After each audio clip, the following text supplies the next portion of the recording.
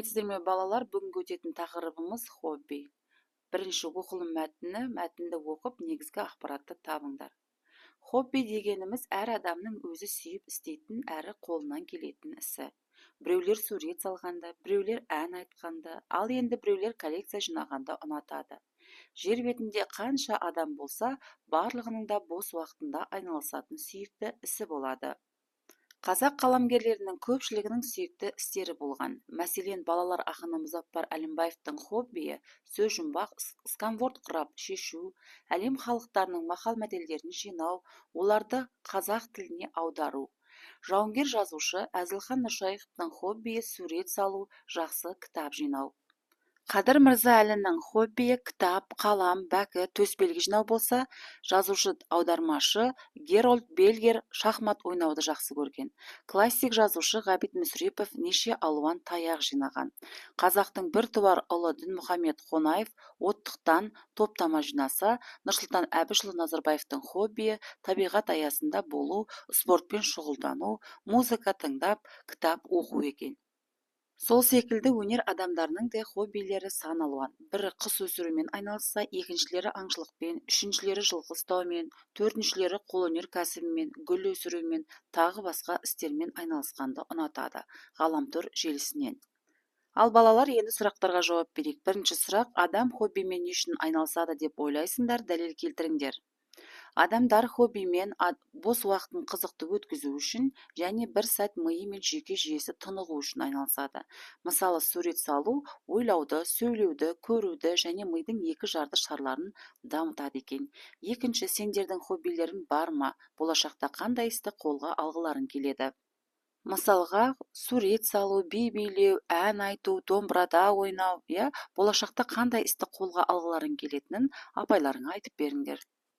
Екінші тапсырма: өз хоббилерің туралы әңгімелеп сұхбат құрыңдар. Айдана, сәлем, өз хоббиің туралы айтып берші. Сәлем, Аяру, мен би билегенді, домбырада ойнағанды жақсы көремін. Сен ше? Мен ас әзірлегенді, тоқыма тоқығанды ұнатамын. Сүйікті ісіммен айналысқанда артық ойлардан арылып, көңілім көтеріледі. Иә, Аяру, мен би билегенде бойым жеңілдеп, керемет көңіл күйде боламын. Келесі үшінші тапсырма: суреттердегі балалардың хоббилері туралы хабарлама жазыңдар. Бірінші, Саянның сүйікті ісі құстарға ұя жасау. Екінші, Қанат ат үстінде серуендегенді ұнатады. Санжардың хоббиі домбыра құлағында ойнау. Асқар аспан әлемін зерттегенді жаны сүйеді. Балым баян тартқанды жақсы көреді.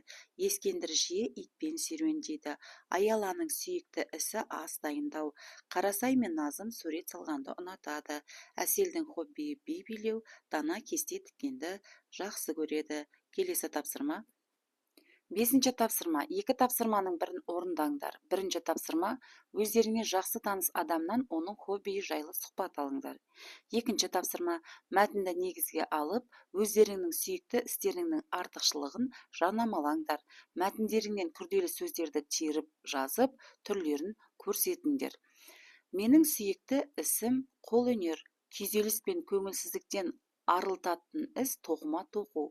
Тоқыма тоқыған кезде өзіңізді жайлы әрі жеңіл сезінесіз. Сондай-ақ кесте тігу, сурет салу, икебана жасау, бисер тоқу, тағы сол сияқты қолөнер түрлерімен айналысуға болады. Қолымнан келмейді десеңіз, танымдық кітап журналдарды ақтарып, үйреніп алуға ұмтылыңыз.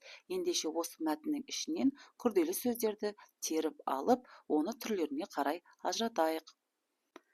Қолөнер біріккен сөз: тоқыма тоқу, кесте тігу, сурет салу, икебана жасау, бисер тоқу тіркесті сөз, кітап журнал қос сөз, тағы сол сияқты қысқарған сөз балалар. Келесі тапсырмаға назар аударамыз. Келесі тапсырма: мәтінді негізге алып, сүйікті ісіміздің артықшылықтарын жарнамалау. Менің сүйікті ісім би билеу. Би билеудің пайдасы: біріншіден, денеңіз сымбатты болады. Би қимылдарын жасау сіздің жүйке жүйеңіздің тынышталып, бір қалыпты жұмыс істеуіне әсер етеді. Иммунитет күшейіп, жүрек-қан тамырлары мен зат алмасу процесі, тыныс алу жүйелері жақсарады. Билеу кезінде үнемі шалқайып иілу көздің де қан айналымын жақсартады. Сондай-ақ мамандардың айтуынша, бейадамның рухани жанын емдеуге жақсы көмектеседі екен. Мәселен, сіз жұмыстан шаршап келіп, жүйкеңіз сыр бере бастағанда, сүйікті әуеніңізді қойып, айнаның алдына тұрып билесеңіз, сол ауыр күніңізді ұмытып, көңіл күйіңіз лезде көтеріліп, бір сергіп, жеңілдеп қалатыныңыз рас. Балалар, осымен сабағымыз аяқталды. Келесі сабақта кездескенше сау болыңыздар.